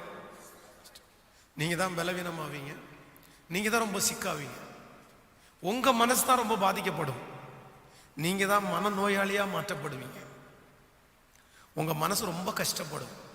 ஸோ அதனால யார் மேலையும் வைராக்கியம், சொல்லுங்க, இல்லை யார் மேலையும் வைராக்கியம் உடனே ரொம்ப காலம் அதை தாண்டாம ஏதாவது ஒரு கசப்பு உன்னுடைய உள்ளத்துல வரும்னா அந்த நிமிஷமே போய் ஒப்புரவாகி, அவனால நமக்கு தீமை கூட நடக்கட்டும், பரவாயில்ல, விட்டுருங்க. சரி, ஒருவேளை அவன் நீங்க இறங்கி போன உடனே அவன் ரொம்ப பெரிய ஆளு, உங்களை ரொம்ப குறைவான ஆளு கூட உங்களை அப்படி கூட கணக்கு போடலாம். நான் சொல்றேன், நம்மளை உயர்த்துகிறது கர்த்தர், நம்மளை ஆசீர்வதிக்கிறவர் கர்த்தர். அவங்களுக்கு முன்னாடி கண்டிப்பா நம்மளை ஆண்டவர் உயர்த்தாம போகவே மாட்டார். நீங்க ₹1 விட்டு கொடுப்பீங்க, நீங்க ஒரு மனுஷனுக்கு மத்தியில நீங்க இறங்கி போவீங்க. ஆனா ஆண்டவர் அவன் கண்ணுக்கு முன்னாடியே 100 பேருக்கு முன்னாடி கர்த்தர் உங்களை சாட்சியா நிறுத்துவார். நீங்க ₹50,000க்காக, ₹5,000க்காக, ₹5,00,000க்காக இறங்கி போவீங்க. கர்த்தர் அவங்க கண்ணுக்கு முன்னாடியே 50 லட்சம் உங்களுக்கு கொடுத்து கர்த்தர் உங்களுடைய தலையை உயர்த்த பண்றதற்கு வல்லவர். இதற்கு ஆயிரக்கணக்கான சாட்சிகள் இருக்குது, சாட்சிகள் இருக்குது. அதனால நீங்க இறங்கி போறதுல நீங்க வருத்தமே படாதீங்க. புடிச்ச புடியில நிப்பேன்னு சொல்லவே சொல்லாதீங்க. உங்களுடைய வெற்றியே எதுல இருக்கு அப்படின்னா, நீங்க இறங்கி போறதுல மட்டும்தான் இருக்கு. நல்லா ஆமென் சொல்லுங்க. ஒரு தேவன் உங்க பட்சத்துல தீவிரமாய் கிரியை செய்வார். அவங்கள கர்த்தர் அவங்களுக்காக என்ன வேணாலும் பண்ணுவார். யாருன்னா, அந்த தன்னுடைய கெத்தை விடுறாங்க பாருங்களேன், தன்னுடைய கெத்தை விட்டுட்டு இறங்குறாங்க பாருங்களேன், அவங்க பட்சத்துல ஒரு நாளும் ஆண்டவர் தீமையை செய்யவே மாட்டார். அவர்களுக்கு உதவி செய்கிறதுக்கு கர்த்தர் எப்பொழுதும் முன்பாக நிற்பார். அது கணவனா இருந்தாலும் மனைவியா இருந்தாலும் நீங்க கவலைப்பட வேண்டாம். உங்க கணவனாருக்கு முன்னாடி கர்த்தர் உங்கள் தலையை நிமிர பண்ண வல்லவர். அதனால இறங்கி போங்க. முடிஞ்ச வரைக்கும் கர்த்தர் எப்படி தன்னை தாழ்த்தினாராமா, மரண பரியந்தம் தன்னை தாழ்த்தினார். நமக்கு முன்பாக இருக்கிற நம்முடைய ஆண்டவர் மரண பரியந்தம் தன்னை தாழ்த்தினார். ஸோ நம்பர் 1, முதலாவதாக நமக்குள்ளே இருக்கிற வைராக்கியம் நம்முடைய ஆசீர்வாதங்களை எல்லாம் நம்மளை விட்டு எடுத்துரும். அதனால வைராக்கியம் வேண்டாம். நம்பர் 2, இரண்டாவது, வைராக்கியம் நமக்குள்ளே இருக்கிற சந்தோஷத்தை எடுத்து போயிடும். நம்மளையும் நம்மை சுற்றி இருக்கிற இடத்துல எல்லாம் என்னத்தை கொண்டு வந்துடும்னா, துக்கத்தை கொண்டு வந்துடும், துக்கத்தை கொண்டு வந்துடும். ஒரு நபர் எனக்கு சொல்றாரு, பாஸ்டர் ஜெபம் பண்ணிக்கிங்க, என்னுடைய கடையில் கல்லாப்பட்டியில் நிற்கிறவன் பயங்கரமாக திருடுறான் பாஸ்டர், அவன் திருடக்கூடாதுன்னு ஜெபம் பண்ணுங்க அப்படின்னு சொல்றாரு. உடனே நான் அவரை பார்த்து கேட்டேன், ஏன் பிரதர், கல்லாப்பட்டியில் திருடவனுக்காக ஜெபம் பண்ணுறதை விட்டு அவனை தூக்கி போட்டிங்கன்னா வேலை முடிஞ்சில்ல, அவனை ஏன் உள்ள வச்சிருக்கணும், திருடுறவனை எதுக்காக உள்ள வச்சுக்கணும் அப்படின்னு. அப்போ அவரு ரொம்ப அழகாக சொல்றாரு, பாஸ்டர் அவன்கிட்ட இருக்கிற ஒரே ஒரு குணம் திருடுறது மட்டும்தான் இருக்குது, மற்றபடி அவனை மாதிரி நல்லவன் ஒருத்தனுமே கிடையாது. ஏன்னா காலையில நான் லேட்டா வந்தாலும் காலையிலே கடையை திறந்துடுறான், அவனால எனக்கு 1000 லாபம் இருக்குது. அதனால மாசத்துக்கு கணக்கு கூட்டி பார்க்கும்போது அவன் திருடுற காசு ஒரு 1000 ரூபாய் தான் வரும். சரி, சம்பளத்தோட சேர்ந்து இந்த 1000 ரூபாய் வச்சுக்கிட்டு போய் தொலை அப்படின்னு நான் கொடுக்குறேன். ஆனா அவன் திருடக்கூடாதுன்னு நினைக்கிறேன், அதுக்காக ஜெபம் பண்ணுங்கன்ற. சரி, எப்படி பாருங்களேன், ஒரு திருடுறவனை சிசிடிவி கேமராவில் கண்டுபிடிச்சதுக்கு அப்புறம் கூட அவனை கூப்பிட்டு, நீ ஏன்பா இப்படி திருடுற, ஒருவேளை அவன் திருடுறதுனால மனசுக்கு கஷ்டம் இன்னும் கொஞ்சம் நம்மளை இது பண்ணிட்டானா என்ன பண்றது, வேணா விட்டுருவோம் பாஸ்டர், கர்த்தர் தான் நம்மளை ஆசீர்வச்சிருக்காருல்ல, ஒரு 1000 ரூபா போய் எடுக்கிறான், அதை நம்மகிட்ட கேட்டா கூட கொடுத்துருவோம், அவன் திருந்ததுக்காக ஜெபம் பண்ணுங்க. இப்படிப்பட்ட மனிதர்கள் இந்த உலகத்துல எத்தனையோ பேர் இருக்கும்போது, ஒரு ஆண்டவருடைய பிள்ளையா இருந்துட்டு வைராக்கியத்தை மனசுல வச்சுட்டு உங்க வீட்டில் இருக்கிற சந்தோஷத்தை கெடுக்கிறது உங்களுக்கே நியாயமா இருக்கா? சொல்லுங்க, உங்களுக்கே நியாயமா இருக்கா? அதனால சந்தோஷமா இருக்கிற இடத்த சந்தோஷமாவே வச்சுக்கோ. நம்பர் 3, மூன்றாவது ஒரு காரியத்தை சுருக்கமாய் உங்களுக்கு சொல்லி உங்களுக்காக ஜெபிக்க போறேன். இவனுடைய வைராக்கியம், இந்த மூத்த குமாரனுடைய வைராக்கியம் எவ்வளவு பெரிய பிரச்சனையை கொண்டு வந்துச்சு அப்படின்னா, 27 இருந்து வாசிக்கலாமா? அதற்கு அவன், உம்முடைய உம்முடைய சகோதரன் வந்தார், அவர் மறுபடியும் சுகத்துடனே உம்முடைய தகப்பனாரிடத்திற்கு வந்து சேர்ந்தபடினாலே அவருக்காக கொழுத்த கன்றை அடிப்பித்தார் என்றார்.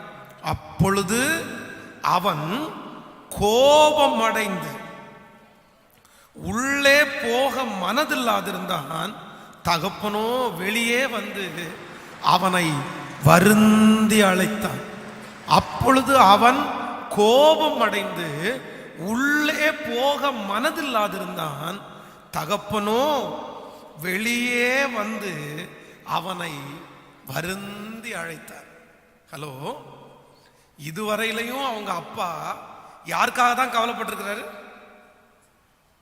யாருக்காக தான் கவலைப்பட்டிருக்கிறாரு? சின்ன பையனுக்காக. யாருக்காக தான் ரொம்ப தாழ்ந்து போயிருக்கிறாரு? சின்ன பையனுக்காக. அவர் அடிக்கடி சொல்ற ஒரு வார்த்தை, என் மூத்த பையனை நினைச்சு எனக்கு ஒரு கவலையுமே. அவன் ரொம்ப கீழ்ப்படுகிறவன், அவன் என்னுடைய வேலையெல்லாம் செய்யறவன். அவன் தம்பி சொத்தை வாங்கிட்டு போகும்போது கூட அவன் என்னை பார்த்து ஒரு வார்த்தை கூட கேட்கவே இல்லை. இத்தனைக்கும் ஒரு ஆட்டை கொடுத்து அவனுடைய ஃப்ரெண்ட்ஸோட சேர்ந்து நீ ஏதோ பார்ட்டி பண்ண அப்படின்னு சொல்லி அவனும் கேட்டதில்லை, நானும் கொடுத்ததில்லை. என் பையன் எனக்கு ரொம்ப கீழ்ப்படுகிறவன். அவன் கோவப்பட்டு நான் பார்த்ததே இல்லை. எப்ப வீட்டுக்குள்ள வந்தாலும் அப்பான்னு கூப்பிட்டு வீட்டுக்குள்ள வந்துருவான். இப்படிப்பட்ட சாட்சியை வாங்கின இந்த மூத்த குமாரன் இப்ப ஃபர்ஸ்ட் டைமா, இதுவரையிலும் வீட்டுக்குள்ள அவன் தான் போனான், ஆனா ஃபர்ஸ்ட் டைமா இவன் கோபம் அடைகிறத அங்க இருக்கிற எல்லாருமே பார்க்கறாங்க. அது மட்டும் இல்ல, இவன் கோபப்பட்டு வெளியில நிற்கிறான் என்கிற செய்தியை கேட்ட உடனே அவங்க அப்பா உள்ள இருந்து எங்க வராரு? கவனிங்க, உங்க மனசுல இருக்கிற வைராக்கியம் உங்களுடைய கேரக்டரையே சேஞ்ச் பண்ணிடும்.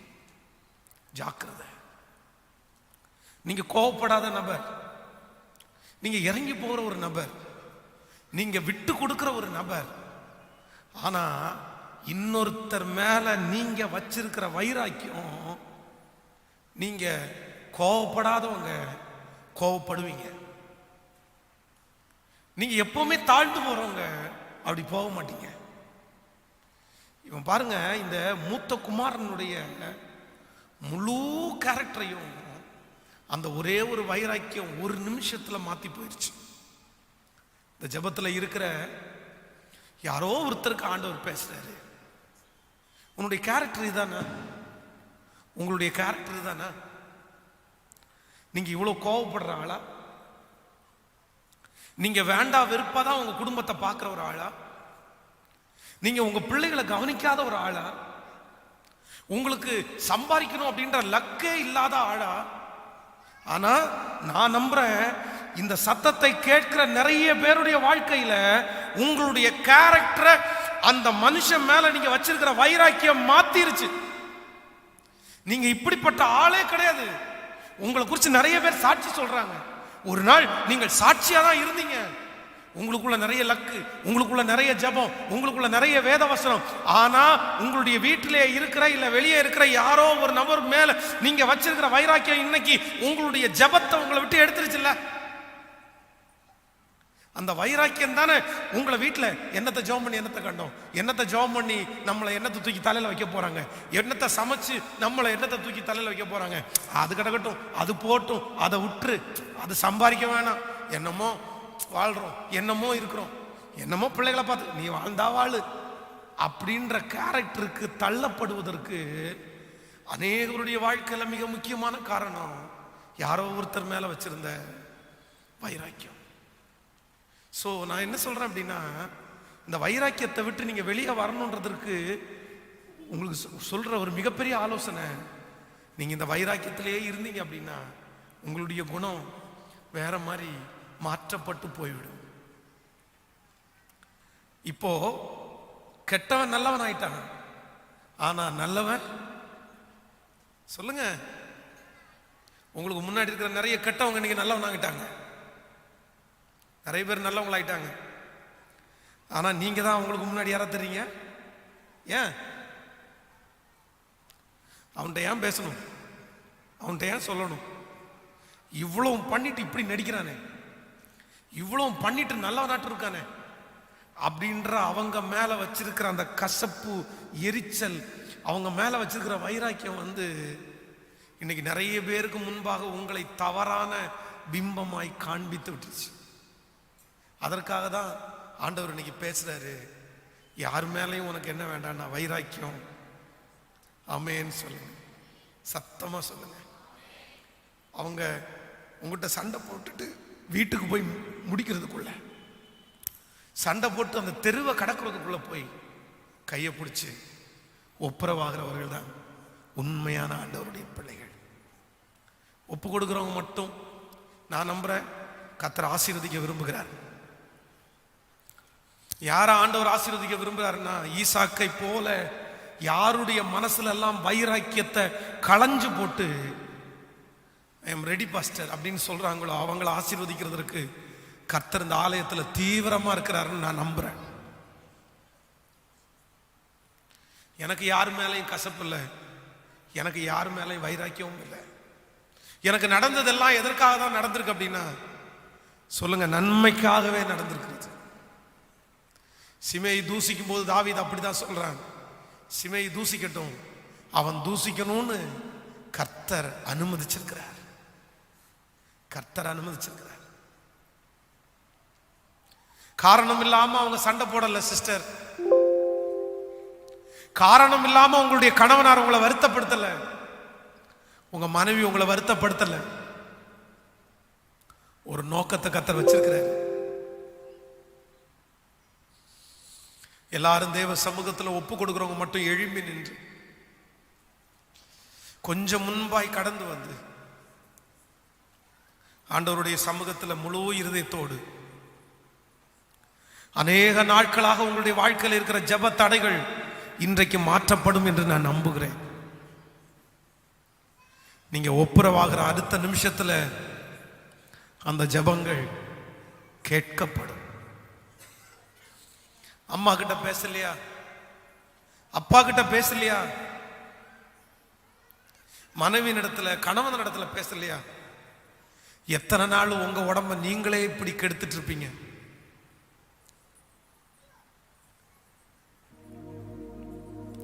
எத்தனை நாள் உங்க ஆசீர்வாதத்தை நீங்களே இழந்துட்டு இருப்பீங்க? போனா போட்டும்,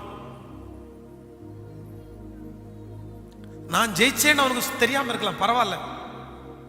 அவன் கண்களுக்கு முன்பாக நீங்கள் தோற்று போனவர்களாவே இருக்க. பாஸ்டர், நான் இப்ப போய் ஒப்புரவான அப்படின்னா அவன் முன்னாடி நான் தோற்று போனது மாதிரி நினைச்சிருவான் பாஸ்டர்.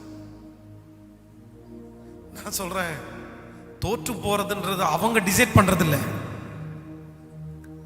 அவங்க டிசைட் பண்றது இல்ல. நீங்க ஒப்புரகாதனால அவங்க தோற்று போறேன்னு சொன்னாலும் வெகு சீக்கிரத்துல கர்த்தர் அவங்க கண்ணுக்கு முன்னாடியே உங்க தலையை உயர்த்திட்டாருன்னா, மகிமைப்படுத்திட்டாருன்னா,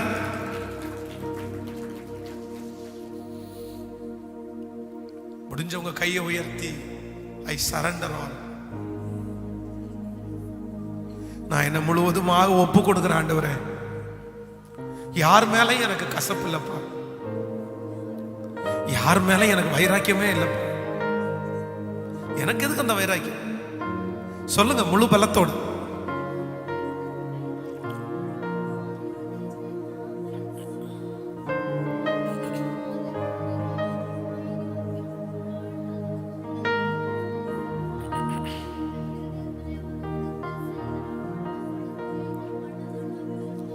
ஜீசஸ், கேளுங்க, அப்பா பார்த்து கேளுங்க ஆண்டவரே. ஓ ஜீசஸ், இப்ப சொல்லுங்க பார்க்கலாம். கண்கள் தூய்மையாக்கும் கர்த்தா உம்மை பார்க்கணும். சொல்லும், கண்கள் தூய்மையாக்கும் கர்த்தா உம்மை பார்க்கணும். காதுகள் செய்யும் கர்த்தர். சொல்லுவோம் சத்தமா, செய்யுமா? காதுகள் கேட்க செய்யும்.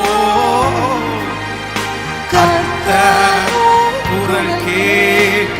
ரெண்டு கைய மேல உயர்த்தி உகந்த காணிக்கையா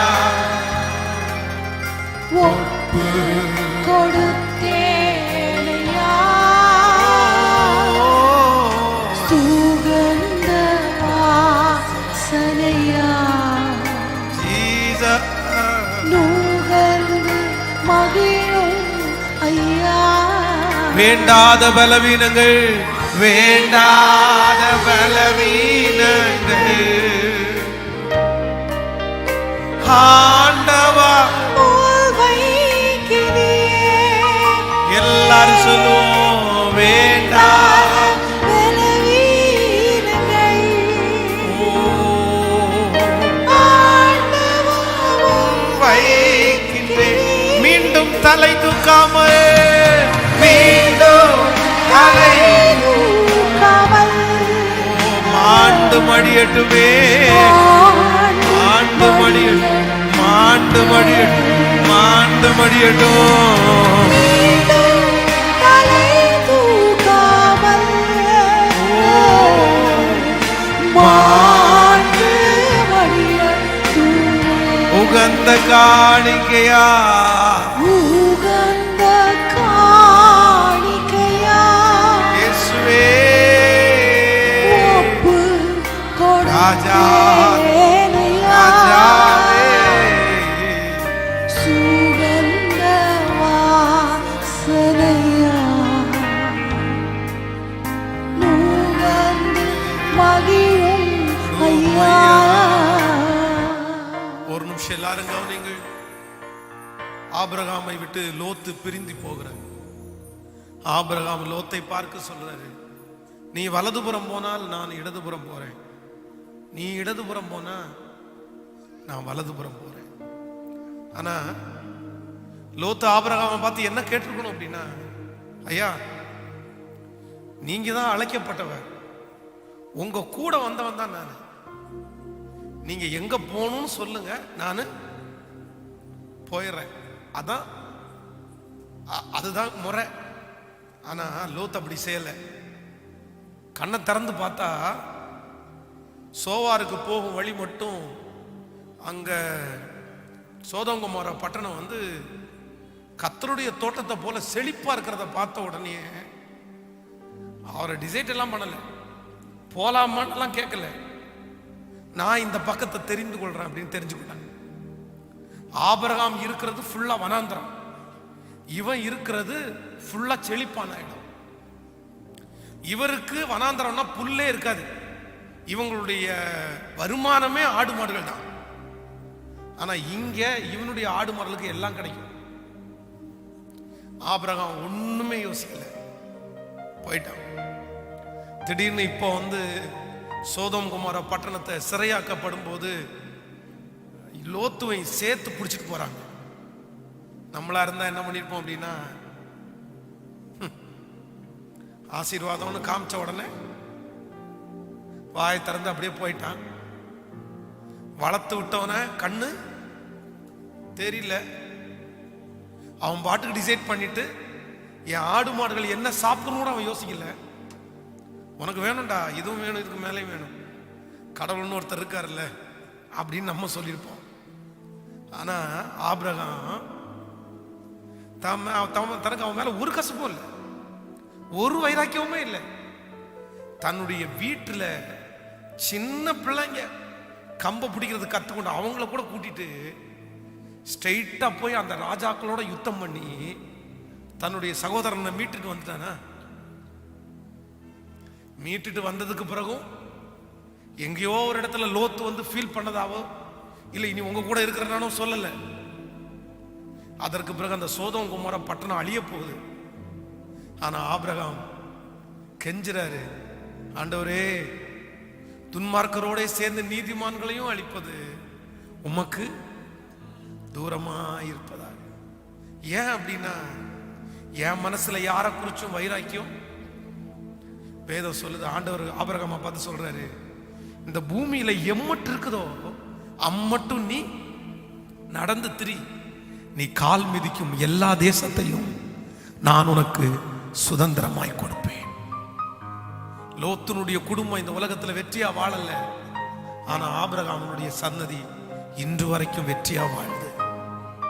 காரணம் என்னன்னா, மனசுல யாரு மேல என்ன இல்லை, கசப்பும் வைராக்கியமும். நீ நல்லா இருப்பீங்க, சுகமா இருப்பீங்க, சந்தோஷமா இருப்பீங்க. எப்ப தெரியுமா? உங்களுக்கு யாரை குறிச்சும் என்ன இருக்க வேண்டாம், வைராக்கியம், கசப்பு. சரி, ஒரு காலம் ஏதோ அவன் மூலமா ஆண்டவர் நம்மளை கத்து கொடுக்கறது ஏதோ ஒன்று வச்சுட்டாரு. சரி, ஓகே, ரைட்ரா, ஸ்தோத்திரம்டா, நீ மனுஷன் தானே, நீ மனுஷன் தானே. ரொம்ப ஈஸியா எடுத்துட்டு நீங்க அந்த அதை விட்டு, இது இன்னைக்கே பாருங்களேன், இப்பவே நான் பேசும்போதே நீங்க தூக்கி எரிஞ்சிட்டீங்கன்னா உங்க மனசுக்குள்ள ஒரு சமாதானம் வரும் பாருங்க, அது யாருமே கொடுக்க முடியாது. அவ்வளவு பீஸ்ஃபுல்லா இருக்கும். துரோகமே பண்ணியிருந்தாலும் சரி, ஓகே, போட்டு உன் மூலமா ஏதோ ஒன்று ஆண்டவர் எனக்கு கற்றுக் கொடுக்குறாரு. சரி, ரைட், எனக்கு தெரியும் அவர் மட்டும்தான் உண்மை உள்ளவர், அவர் மட்டும்தான் அன்புள்ளவர், அவரை தவிர வேற யாரும் உண்மை உள்ளவங்க இல்லடா அப்படின்னா ஆண்டவரை மட்டும் நேசிச்சு போங்க. நீங்க நோய் இல்லாத சுக வாழ்வு வாழ்வீங்க.